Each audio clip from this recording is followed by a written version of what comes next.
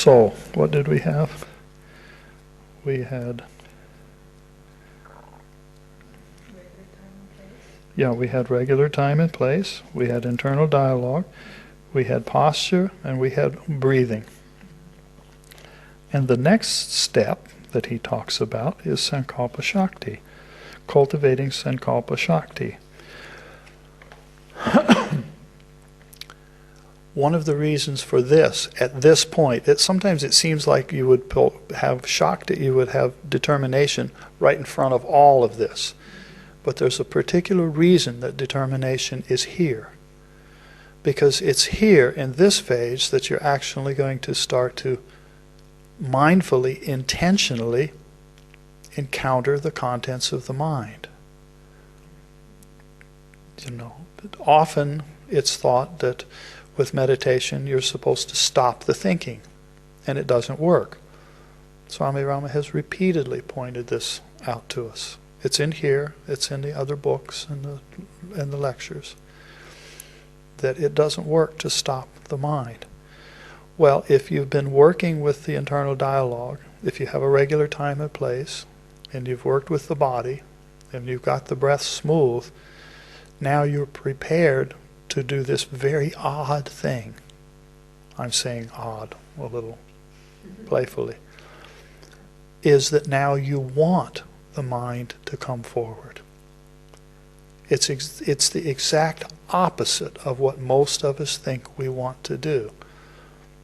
This can be a major misunderstanding of meditation. How it goes, and it goes back to day one of meditation. Oh, these thoughts are bothering me. How do I get rid of these thoughts? Teacher, how do I get rid of these thoughts? And it's the exact opposite of what we want to do. What we want to do is somehow, through practice, cultivate an attitude that says something like this: it simply doesn't matter what my mind does. I'm not going to be disturbed by it. If what I'm meditating on is I'm feeling the breath coming in and out of my nostrils, it's the attitude that says, I don't care what else is going on. This is what I'm doing. I'm being one-pointed. I'm focused on what I'm doing, and nothing is going to distract me. Nothing's going to disturb me, period. And this is why this is about determination. This now is where we have to have that determination. I don't recall if it's exactly here or in another place, but Swamiji points out that many of us have read the books and we want Kundalini Shakti. We want Kundalini awakening. So we're going to do all sorts of things to cause that happen. But that the first thing that happens with the coming of Shakti is not Kundalini Shakti. It is, of course it is Kundalini Shakti, but is Sankalpa Shakti. So it's the Shakti of determination. It's the power, it's the ability. It's using the positive aspect of your willpower to say it simply doesn't matter what happens, I'm not going to be disturbed by it. People who live near airports and train stations and things like that come to do this naturally. After a while, they just don't hear the trains go by. Just because they're living there, and in Seoul, they skip a sentence in the conversation, a train goes by, and you just pick up where you left off, and nobody notices. Well, this is what we ought to be able to do with our thought patterns. And it starts with determination.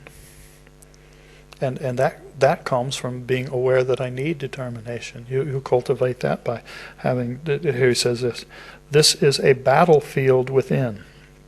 A meditator has to face this battlefield. Meditation is not meant to be a battlefield, but you use it as a battlefield. Perhaps an image or sensation comes to mind you decide is good, or a memory of a boyfriend whom you have forgotten long ago comes to your meditation, and you decide that is bad. Thus you fight with yourself. All of your impressions from the conscious and unconscious mind come forward. The next step is learning to cultivate sankalpa, determination that the feeling, I will do it, I can do it, and I have to do it no matter what happens. You make the effort and the determination should be there. You make the effort and the determination should be there. It is not like being forced by any outside authority. You are committing yourself, and this is your sankalpa or resolve. You cannot attain anything without sankalpa. There are many intelligent students that do not have sankalpa, and that is why they lack confidence. They may be brilliant, but they do not have self-confidence because they do not have sankalpa. They never discipline themselves, so they lack sankalpa shakti. And you don't want to fall into that trap. It can go for years. You can read the books, you can study, you can learn Sanskrit, you can do all sorts of intellectual things.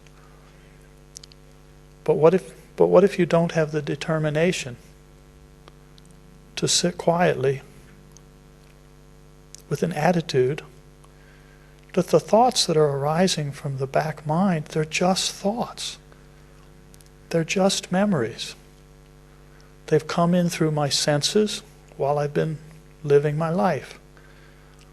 They come in, they go to the basement of memory, and they quite naturally arise. And then we fall into the trap of thinking they're bad and I have to get rid of them. What if I have the determination to treat them the way I would treat the airplanes beside the airport, if that's where I lived? Then no problem. This determination thing is something that simply has to be lived. Swamiji says, you need to decide, I am going to sit for my meditation, and no intruding thoughts will be able to control or sway my mind. What thought can disturb my mind? I am someone. I'm initiated. There is a tradition behind me. I am a human being. I have the infinite source within me. These are not just words. This is not a script to memorize, but it means find your own words to say that, to convince yourself. It's the feeling that comes. When you hear the words, and it creates a feeling, and then but you want to internalize that. How can a mere thought disturb me? I have allowed myself to be disturbed. That is why this thought is disturbing me. I have allowed it to disturb me. I am not going to allow this. Think of what happens when something happens with a person out in the external world, and they do something, and you watch yourself react, and you know it was a silly reaction. You know that. You know I reacted to that person, and I didn't need to react that way. So we can do that kind of internal dialogue, but we can do the same thing internally. And that builds the determination. Just realizing I fell for it one more time. Oops. Yeah, oops. I tripped, and there I got sucked in again one more time. And so the determination is not beating up on yourself because you fell for it. That's not it at all. It's training the mind. Mind, no, no, no. Keep going, mind. Don't get disturbed by these things, mind. You need to let go of these things, mind. It's a great feeling. You're able to. First, you need to learn to make a decision. That's the buddhi part, that makes a decision. And second, to have sankalpa or determination. First, we make a decision. The decision is, I'm not going to be disturbed. I hope that makes sense. First is a decision, this is not useful. This is the internal dialogue. This is not useful. Mind, you're getting caught in this again. This is not useful. My decision is to not be disturbed by it. Not to go blow up the train station, so to speak. Let the train station keep going. Let the trains keep coming and going. No need to get rid of it. But I will not be disturbed by it. First there's a decision, and then it has to have some power behind it. And then you muster together all of the power that you can. Determination actually comes second, says Swamiji here. The determination comes second. First there's a decision. If there's no decision, then nothing happens. If all we say is, how do I get rid of these thoughts? These thoughts are driving me crazy, blah, blah, blah, blah, blah, I'm no good, and on and on and on. It's not useful. So first is a decision. I have to figure out somehow to be not disturbed by these thoughts. And I need to quit falling into the trap of thinking incorrectly that somehow I'm going to get rid of these thoughts. So then when you read another one of these books or you watch a video, you over and over, you keep running into the different times, different ways where essentially the same thing is said. First, I have to make a decision. If I have a steady posture and if I've accomplished the step before this of having a smooth, serene breath, then the mind is automatically going to be more quiet. The noise level of the mind is already smaller. And what comes before having the body steady and the breath smooth?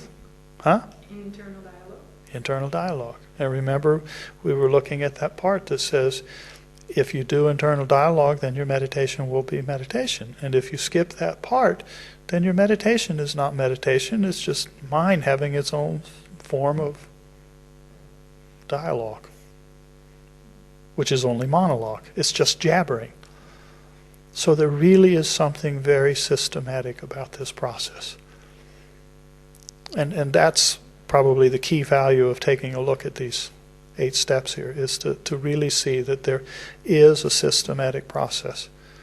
And if you can get a foothold into understanding that process in looking in one place, then you can see it in all the other books. You can see it in all of the recorded lectures.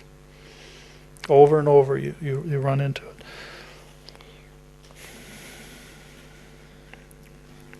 But we can have the determination that says, thoughts come. I don't care if you come. I'm going to be not disturbed by you.